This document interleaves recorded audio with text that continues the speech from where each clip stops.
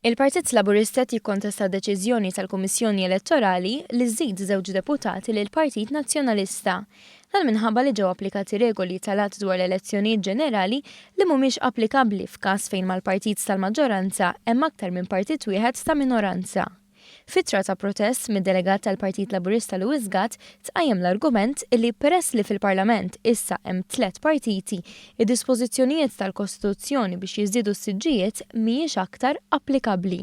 Il-Partit Laburista qegħdin nipprotestaw mal-Kummissjoni Elettorali għaliex il-Kostituzzjoni nnifisha tgħid illi dan il-mekkaniżmu jiskatta jekk ikun hemm biss partit wieħed fl-oppożizzjoni. Louis Gatt fakkar kif kemm il-darba kien hemm dikjarazzjonijiet minn Marlene Farrugia anke qabel ma ġiet iddikjarata eletta li qed tirrappreżenta lill-Partit Demokratiku.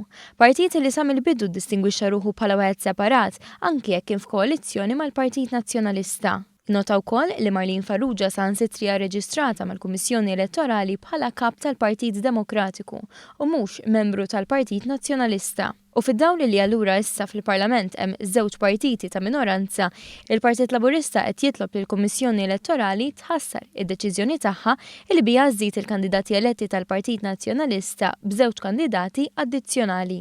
Jekk hu l-każ illi Marlene Farrugia qed tirrappreżenta il-Partit Demokratiku fil-Parlament, mela fil-Parlament bħala oppożizzjoni ħajkun hemm żewġ partiti, Partit Nazzjonalista u Partit Demokratiku.